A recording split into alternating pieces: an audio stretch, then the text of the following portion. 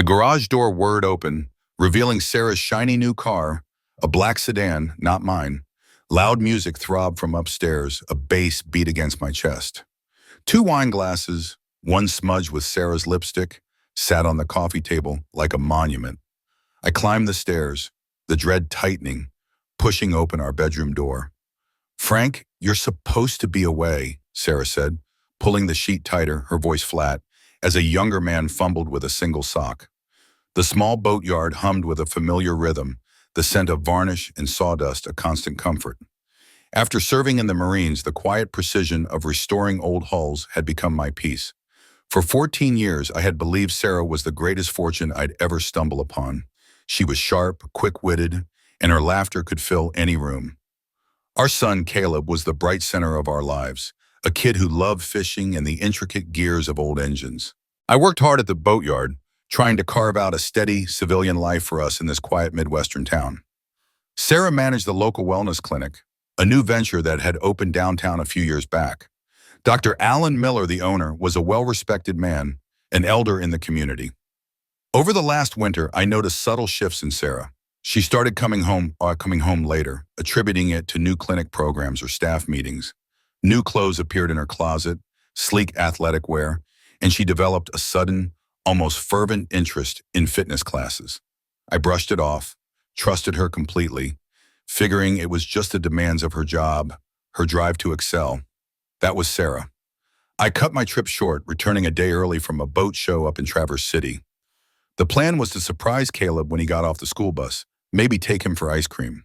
The late afternoon sun slanted across our driveway as I pulled in, my old Ford pickup looking a little worn next to a shiny black sedan I didn't recognize. Loud music, something with a heavy bass, vibrated from upstairs. My stomach tightened, a familiar feeling of unease that had nothing to do with the long drive. The front door was unlocked. Inside, the house was too quiet, except for the muffled music overhead. Two wine glasses sat on the coffee table, one of them still bearing the faint, distinct imprint of Sarah's lipstick, a shade of berry she often wore. The air was thick with the scent of cheap cologne and something sweet like white wine. I climbed the stairs, each step a dull thud against the carpet. A cold dread, heavier than anything I'd felt in years, settled in my chest as I heard hushed sounds from our bedroom, a low murmur of voices followed by a short laugh. I pushed the door open without knocking. The light from the window spilled across the unmade bed, illuminating Sarah tangled in the sheets with a man. He was young, much younger than me. Chad Rudder. I recognized him from the clinic's brochures, the smiling fitness instructor with the chiseled jaw. Sarah's eyes, wide for a split second, narrowed. Her first words were flat, devoid of surprise, carrying only a note of annoyance. "Frank, you're supposed to be away." Chad, naked but for one white athletic sock on his left foot, fumbled with the covers, his face pale and contorted with terror. He looked like a deer caught in headlights. I let out a sound, a hollow guttural laugh that tasted like ash in my mouth. It didn't sound like me. Sarah, though, was already composed. Her voice dropped, colder now, sharper. "Don't make a scene, Frank. Caleb will be home any minute." The mention of Caleb hit me, a punch to the gut. My son. He was the reason for everything. "Caleb," I managed, my voice rough. "Does he know about this?" Chad was trying to gather his clothes, his movements jerky and desperate. Sarah glared at me. "It doesn't concern Caleb." Chad made a break for the door, clutching his shirt. I stepped in his path, blocking him without thinking. He stopped, frozen. Sarah sighed, a sound of pure exasperation. "It's been going on for almost a year, Frank," she said, her voice flat, as if discussing the weather. "I haven't been happy. You're always so absent." I watched Chad slip past me as I tried to process her words. Absent. After all these years, all the work, all the trying. He scurried down the stairs. As he reached the bottom, I heard Sarah call out, her voice oddly soft, almost affectionate. "Chatters, you forgot your phone." She turned back to me, her eyes unblinking, calm in a way that scared me more than any anger would have. "I want a divorce, Frank. I've already spoken to an attorney." An excruciating silence settled in the house after Chad Rudder's hurried exit. The faint ticking of the grandfather clock in the hall seemed unnaturally loud. Sarah stood by the bed, pulling on a silk robe, her movements precise and unhurried. Her voice was level, almost conversational. "We can do this amicably, Frank. 50-50 split, shared custody of Caleb. It's the cleanest way." She spoke of their shared life as if it were a business merger winding down. I just watched her, the words hanging in the air. Amicable. She looked at me, her expression devoid of any flicker of regret. "Honestly, Frank, the marriage has been over for years. We both knew it." The cold certainty in her voice was like a physical blow. I couldn't respond, the words catching in my throat. Had she truly believed that for so long? And if so, why had she never said anything? That night I slept in the guest room, a narrow space smelling faintly of mothballs. The single bed felt too small. The ceiling fan whirred overhead, a monotonous drone. I lay there staring at the shadows on the wall, replaying 14 years, searching for any missed signs, any moment that might have hinted at them a quiet collapse. Every conversation, every shared laugh, every argument ran through my mind, each memory now tainted, viewed through a new, bitter lens. The house felt alien, cold. The next morning, the smell of coffee filled the kitchen, a false sense of normalcy. Caleb came downstairs, his hair still rumpled from sleep. His eyes were a little red, but he held himself with a bravery that made my chest ache. He didn't look at me directly, addressing the floor instead. "Mom says we're going to live in 2 houses now." His voice was small but clear. He knew. Sarah, leaning against the counter, took a sip of her coffee. She turned to me, her gaze steady. "You'll need to find a place to stay, Frank. I'm keeping the house, Wes." I stared at her. "Keeping the house? Sarah, this is my house too. I built that deck. I fixed the roof." She gave a small, dismissive shrug. "We'll let the courts decide. I've already spoken to an attorney. Dale Thompson over at Thompson and Associates. He's good. We have a meeting tomorrow morning at 10. She said it as if she were informing me of a change in their grocery list, not the end of our life together. The law office of Thompson and Associates was located in a modern building on the edge of town, all glass and polished steel. Dale Thompson was a man in his late 50s, his silver hair neatly combed, his suit perfectly tailored.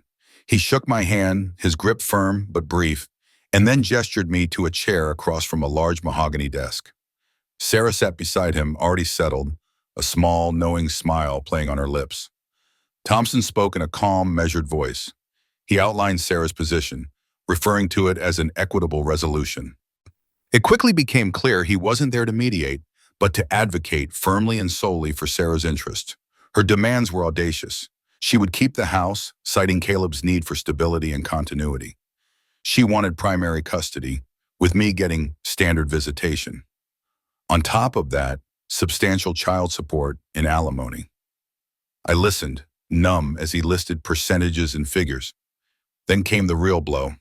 "And of course," Thompson continued, tapping a pen against a legal pad, "the boatyard is a marital asset. Mrs. Peterson is entitled to half its value. My boatyard, my life's work, the place I'd poured every ounce of my effort into after the Marines, the place that had given me a purpose. It wasn't just a business, it was a part of me." I felt a cold surge of anger but kept my voice low. "That's not right. I built that from nothing.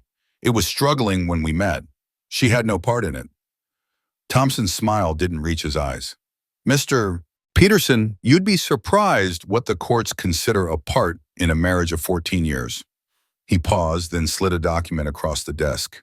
It was a formal complaint, typed clean and sterile. My eyes scanned the lines. Unstable behavior. Angry outbursts. Concerning symptoms of PTSD. The words swam on the page, accusations designed to make me sound like a threat, a liability. My voice dropped to a whisper, dangerous in its quiet intensity. "This is a lie. I've never been unstable. I've never laid a hand on her." Thompson leaned back in his chair, a faint sigh escaping him. "Your service record, Mr. Peterson, and the subsequent diagnosis. These are public records, aren't they?" He wasn't asking. He was stating a fact, weaponizing my past, twisting it into something ugly. The allegations of PTSD and unstable behavior from Thompson's office had lodged themselves deep in my mind, a constant, dull ache. It felt like the legal system was rigged, twisting my service, my sacrifice, into a weapon against me. The quiet fortitude that had gotten me through tough times was now being reframed as a symptom of mental illness. Weeks bled into a frustrating, empty limbo. Sarah moved Caleb to her mother's house across town, leaving me alone in what had once been our home. The silence in the evenings was oppressive, broken only by the hum of the refrigerator or the wind rattling a loose shutter. Caleb would call sometimes, his voice small and uncertain, but Sarah always seemed to be nearby, her voice drifting in the background, subtly curtailing our conversations. "Your mom's busy, kiddo," she'd say, or "We've got plans, Dad'll call you later." But the calls from me often went to voicemail unreturned. I started noticing things about Sarah, things that hadn't registered before. The new black sedan in the driveway when I picked Caleb up, the designer handbags she carried, a brand I knew cost more than my monthly boatyard overhead. Her ambition at the clinic, which I'd always admired, now seemed relentless, almost manic. She was always on, always pushing. I remembered how she'd spoken about Dr. Alan Miller, her boss, with an unusual reverence, praising his vision for the Braidville Wellness Clinic.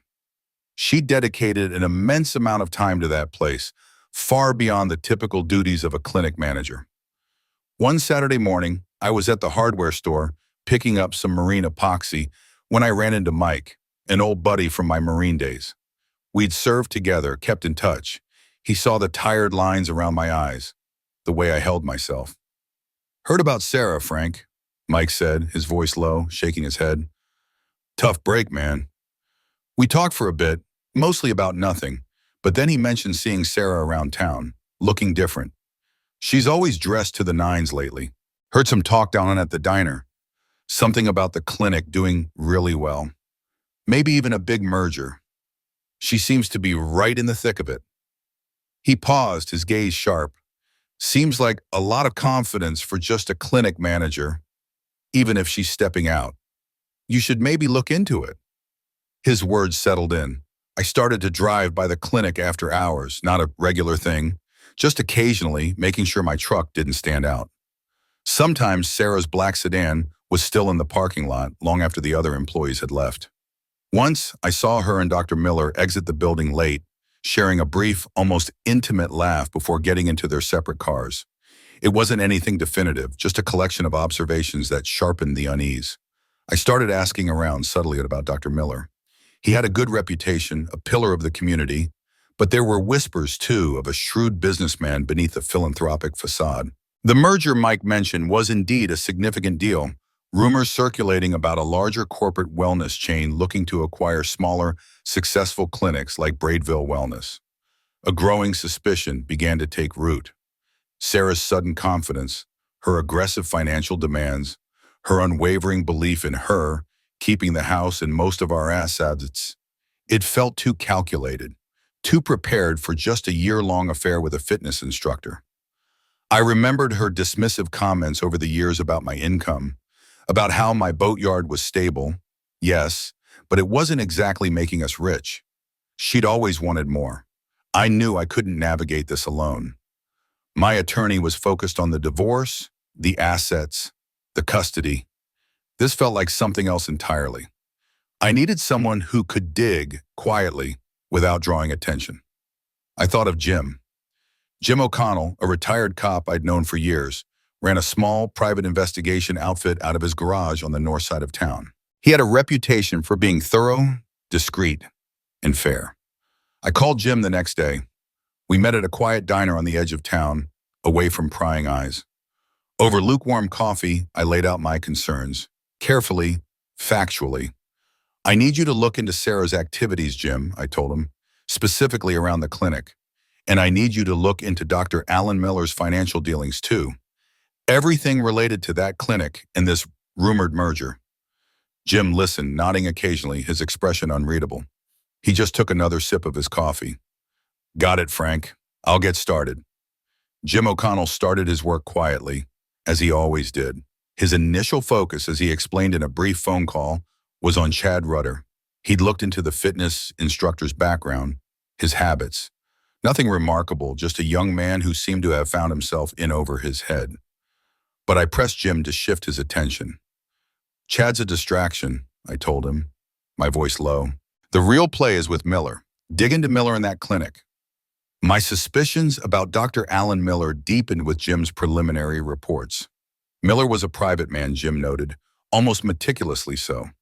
His public persona as a respected community pillar was carefully maintained, but beneath that, Jim found layers of wealth, vast and carefully managed, suggesting dealings far beyond a local wellness clinic. The doctor's personal finances were complex, shielded by various entities. It confirmed what I'd felt. Miller was not just a simple local businessman. I started to recall Sarah's casual comments from months ago, dismissing them at the time as professional pride. She'd often mention how indispensable she was to Dr. Miller, how he relied on her for things beyond the usual administrative stuff. She called it being his personal assistant, a term that now felt loaded, suggesting a level of trust and access that went far beyond managing schedules and invoicing. One chilly evening, I found myself parked down the street from the Braidville Wellness Clinic, the engine off, the windows fogging slightly. It was well past closing time. My breath plumed in the cold air. I watched. Around 9:30, Sarah's black sedan was still there, the only car left besides Miller's dark SUV. I saw her eventually, emerging from the side entrance, keys in hand. But she didn't head straight for her car. Instead, she walked to a secluded patch near the back of the building, half hidden by a row of overgrown arborvitae. Dr. Miller's SUV pulled up moments later, stopping just short of the main parking area. He got out and they met by the bushes. Their conversation was hushed, their bodies close, almost conspiratorial. I couldn't hear their words, but their gestures were clear enough. Rapid hand movements from Miller, Sarah nodding intently, a brief, sharp glance over her shoulder in my direction, though she couldn't have seen me. It wasn't a romantic rendezvous. This was business, intense and clandestine. It felt like a transaction of information, a quiet plotting. When their meeting concluded, Sarah quickly got into her car. I started my truck a few minutes later, keeping a safe distance, following her. She didn't go to her mother's house. She drove across town to a newer development I'd never seen before, all sleek glass balconies and contemporary architecture. She pulled into an underground parking garage of a luxurious apartment building. A pang of cold realization hit me. This wasn't just an affair. This was a separate life, entirely hidden from me and from her mother. It became clear then. Sarah hadn't just reacted to an unhappy marriage by finding Chad. This had been planned meticulously for a long time. The new apartment, the aggressive divorce terms, the sudden wealth, Miller's involvement, it all clicked into place. Chad Rutter was a smokescreen, a convenient, younger face to explain her sudden detachment. Miller was the key, the architect of her escape. Jim's investigation intensified. His next report was a thick file filled with diagrams and financial jargon. He'd uncovered a complex financial scheme orchestrated by Dr. Miller, directly tied to the rumored merger. Shell corporations, inflated asset valuations, dubious transactions funneled through various accounts. It was all designed to maximize Miller's profit from the impending acquisition, likely at the expense of the larger corporation or its shareholders. And then, the crucial part, Jim had found evidence of Sarah's deep involvement, not just as a manager following orders, but as a key player. Her signatures appeared on questionable documents, her emails detailing specific instructions for moving funds, her direct communication with Miller regarding these illicit transactions. She was not merely aiding, she was instrumental. She wasn't just managing the clinic. She was actively participating in a sophisticated financial conspiracy. Jim sat across from me in my small, cluttered office at the boatyard, pointing to a page in his report. "People involved in these kinds of schemes, Frank," he said, his voice flat. "They often leave digital trails, especially when they're communicating. Emails are one thing, but often they'll leave voice recordings for instructions, for confirmation, for leveraging later." He tapped the page. "That's what you need to look for next." The pieces clicked into place, sharp and cold, like gears engaging a mechanism. Sarah's relentless ambition, Dr. Miller's intricate financial scheme, and her ruthless pursuit of my assets. It wasn't just about an affair or even just leaving an unhappy marriage. This was calculated. She wanted my money, the boatyard, everything I had to fund her new life with Miller, a life I now knew was far more luxurious than I'd ever imagined. Jim's latest report lay on my desk, a stack of damning evidence. Phone records showing hundreds of calls between Sarah and Miller, often late at night. Financial statements detailing transfers between Miller's shell corporations and accounts tied to Sarah's luxury apartment lease. The lease itself, signed by both of them, for a place far too expensive for a clinic manager. This wasn't just an affair, it was a partnership, financial and personal. But the most crucial detail came from Jim's quiet intelligence.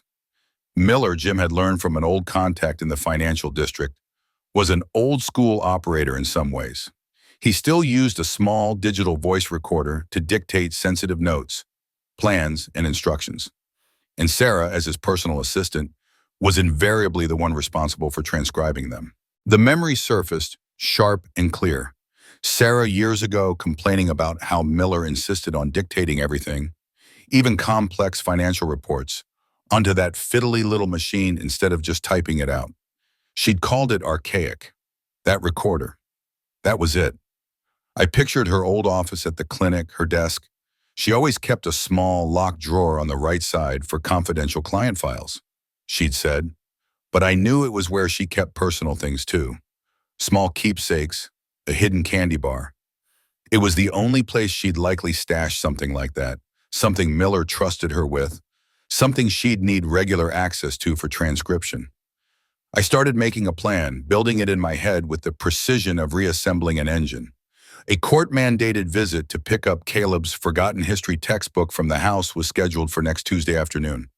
Sarah wouldn't be there. She'd be at the clinic. It was the perfect window. My truck would pull into our old driveway, but instead of just going inside, I'd make a quick, calculated detour. The clinic was only a mile away, and the side entrance was often unlocked during the day for staff. Tuesday afternoon arrived, a bright, deceptively calm day. I picked up Caleb's book from the house, making sure to be seen, to create my alibi. Then, heart thudding a slow, heavy rhythm against my ribs, I drove to the Braidville Wellness Clinic. The parking lot was half full. I parked discreetly down the street, walked around the back, and found the side entrance door propped open slightly, a janitor's bucket nearby. I slipped inside. The clinic was quiet, the faint smell of disinfectant in the air. I knew the layout by heart. Sarah's old office was at the end of the hall, near the back. No one was at the reception desk. I moved quickly, silently, my Marine training kicking in. The door to her office was slightly ajar. I pushed it open. Everything was as I remembered. The small, locked drawer. I'd seen her open it hundreds of times. She used a tiny silver key she kept on her keychain. But I knew its weakness. A thin paper clip, expertly maneuvered, worked like a charm. I'd watched her struggle with it once, years ago, and remembered how she'd finally forced it open. My fingers trembled slightly, but the old skill was still there. The lock clicked. Inside, beneath some old paperwork and a half-eaten bag of hard candies, was a small, sleek digital voice recorder. It was black, nondescript, exactly as Jim had described. I quietly pocketed it, locked the drawer back, and slipped out of the clinic as silently as I'd come in. Back home, alone in the quiet house, I sat at the kitchen table, the recorder in my hand. My heart was a drum in my chest, a mixture of dread and a grim satisfaction. I plugged in a set of old headphones and pressed play. The first few files were mundane dictations, client notes, then voices, Sarah's, and Miller's. Their conversations were precise, chillingly casual. They discussed the financial scheme, the specific steps to inflate the clinic's value, how to funnel funds. They talked about pinning irregularities on poor old Mary, the longtime bookkeeper, to cover their tracks. She's always been a bit flighty with the numbers, Miller's voice chuckled. Sarah agreed. Then, a 3-minute segment, Sarah's voice, cold and devoid of any emotion I'd ever known from her, laid out her plan for me. Frank's stability is questionable, The PTSD angle will work. Thompson thinks we can paint him as a liability, especially with Caleb. We make sure he gets nothing from the boatyard. It's too valuable for him to keep. Miller murmured agreement, adding, "Control of Caleb gives us leverage, total control." It was clear now, the depths of her planning, the calculated ruthlessness. If you've ever felt like the rug was pulled out from under you, like the rules changed overnight, stick around to the end to see how life's costly choices unfold. The blood in my veins felt like ice. They weren't just taking my money, they were taking my son. Using my past, using everything to ensure I was broken. Left with nothing. The recording replayed in my head, a constant, sickening loop. The depth of Sarah's calculated betrayal was a chasm I hadn't seen opening beneath me.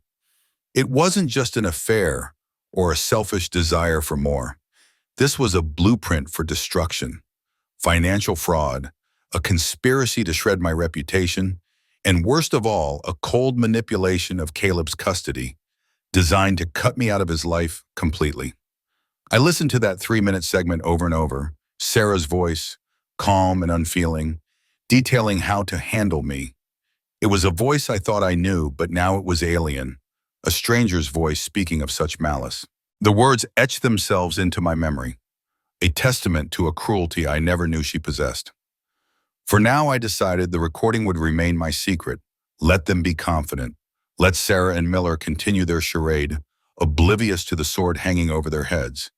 Their continued overconfidence would only lead them deeper into the trap they had set for me. I met Jim the next morning in the same quiet diner. I slid the small digital recorder across the table. His expression remained unreadable as he put on the headphones I'd brought. He listened, his eyes occasionally flickering, but he showed no outward reaction. When he finally took the headphones off, he just nodded slowly. "This changes everything, Frank. This isn't just a divorce anymore. This is fraud, conspiracy, and possibly criminal. You need a new lawyer, someone aggressive, someone who understands corporate fraud, not just family law." He gave me a name, Martha Vance. Her office was in the city, an hour's drive away.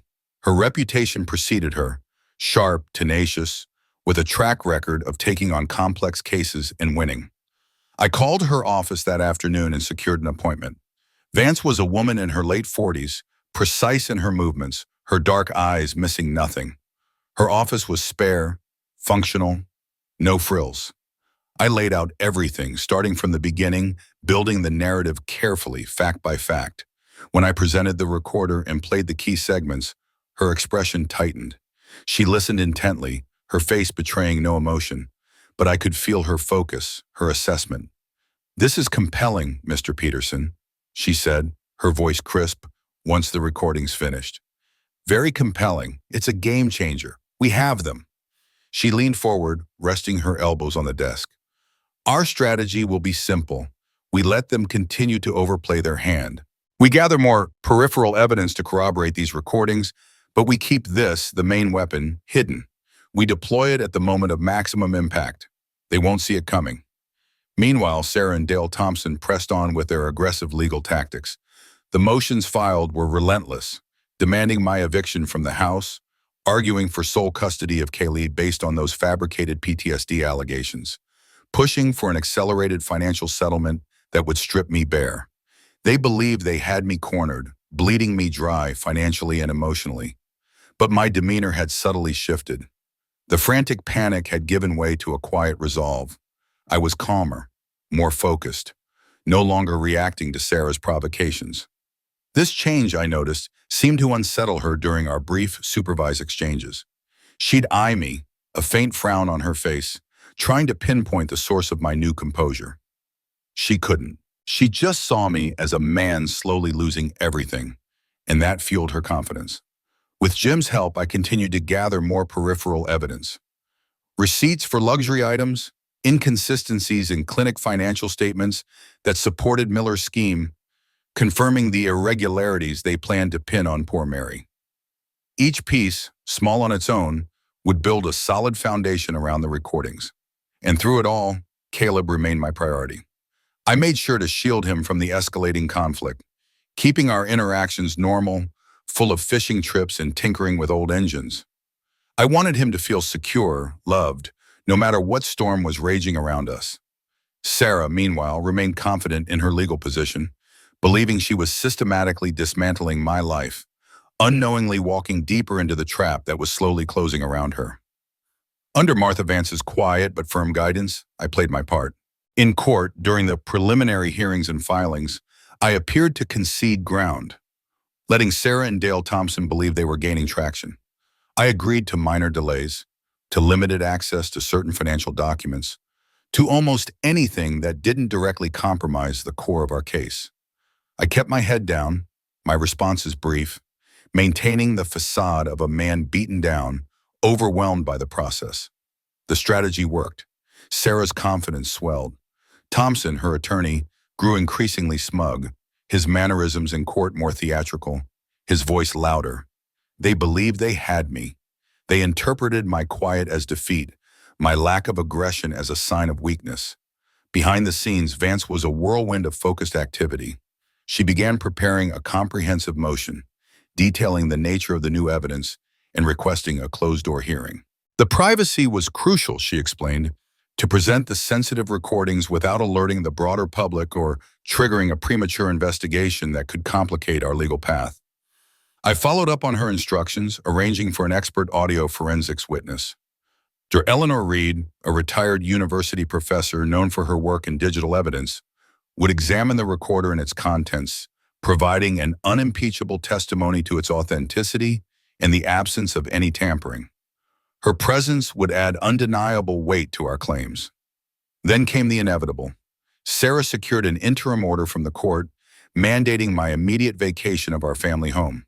The justification was Caleb's need for stability and Sarah's claim of emotional distress from sharing the residence. It was a calculated move, designed to break me, to leave me adrift. I moved into the small, unfinished apartment above my boatyard. It was sparsely furnished, smelling of sawdust and old paint. A cot, a hot plate, a worn armchair. It was a stark contrast to the home I had built, the life I had shared. But it wasn't a defeat. It was a strategic retreat, a stripped-down existence that allowed me to focus, to think clearly, without the constant weight of Sarah's presence in the same house. This temporary place was a base camp, not a refuge. Having to explain it to Caleb was the hardest part. I sat him down at the kitchen table in his grandma's house, his favorite blueberry pancakes untouched on his plate. "Mom and I are going to live in different places for a while, bud," I said, keeping my voice even, trying to sound normal. "I'm going to be staying at the boatyard for a bit. You can still come visit. We'll still go fishing." He looked at me, his eyes wide, confused. "But why, Dad?" he asked, his lower lip trembling. I couldn't tell him the truth. Not yet. Not about his mother's calculated deceit. Not about Miller.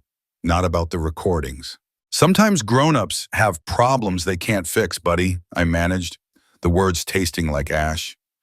He nodded slowly, picking at his pancake, his small shoulders slumped. It broke my heart to see him hurt, but I knew I had to protect him from the full ugliness of it. Sarah, meanwhile, was clearly celebrating her perceived win. Her voice on the phone with Thompson was overheard by Jim, buoyant and triumphant. She believed the house and primary custody were all but hers, Frank effectively out of the picture. She even sent a smug text message to me later that day, simply stating, "Looks like things are working out as they should." Judge Miller, still blissfully unaware of the recorder's existence, grew increasingly nervous. The merger details were finalizing, and the larger corporation's legal team was asking tough questions. Frank's sudden calmness, his almost detached acceptance of Sarah's demands, seemed to unsettle Miller. He'd seen me around town, no longer a frantic mess, but composed. It didn't fit their narrative of my unstable breakdown. Vance and I set a date for a crucial pretrial conference. It was scheduled for a week out, giving us just enough time for Dr. Reed to finalize her report. Vance made it clear to the court that all key parties, including Sarah, Dale Thompson, and Dr. Miller's legal representative, must be present. And to ensure that every single word spoken during that conference would be preserved, Vance insisted on the presence of a court stenographer. Every detail, every reaction, every denial would be on the record. The pre-trial conference began in a smaller, more intimate courtroom, the scent of old wood and sterile cleaner heavy in the air. I sat beside Martha Vance, my jaw tight, my gaze fixed on the judge's bench. Across the aisle sat Sarah, her attorney Dale Thompson, and surprisingly a grim-faced man I recognized as Dr. Miller's legal representative, James Albright. Sarah swept in, a confident, almost triumphant smile playing on her lips. Her eyes met mine briefly, a flash of smug satisfaction before she settled into her chair, adjusting her tailored suit.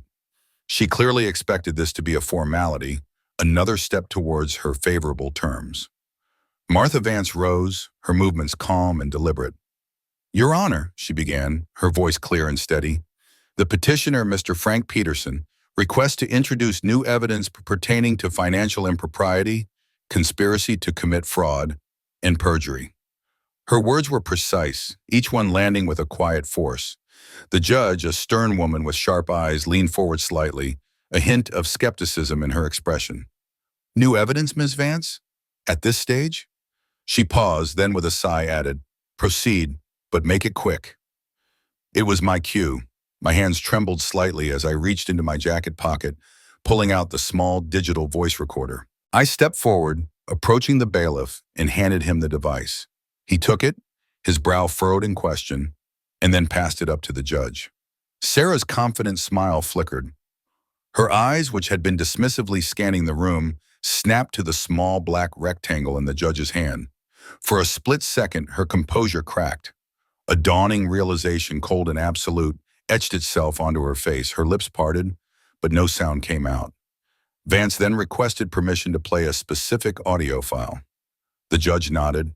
The recorder was connected to the courtroom's speaker system. A low hum filled the room, then the distinct voices began. The room fell silent, a heavy, suffocating silence. Sarah's voice, clear and cold, filled the air. My own blood ran cold hearing it again, detailing the entire conspiracy. The plan to frame me with PTSD allegations, the deliberate manipulation of Caleb's custody to ensure her full control, the intricate financial scheme with Dr. Miller. Every calculation, every cruel step, laid bare in her own words. It was 3 minutes that stretched into an eternity. Albright, Dr. Miller's attorney, visibly blanched. The color drained from his face as he slumped back in his chair, the full gravity of his client's predicament, and perhaps his own, crashing down on him. Thompson, Sarah's lawyer, looked like he'd been punched.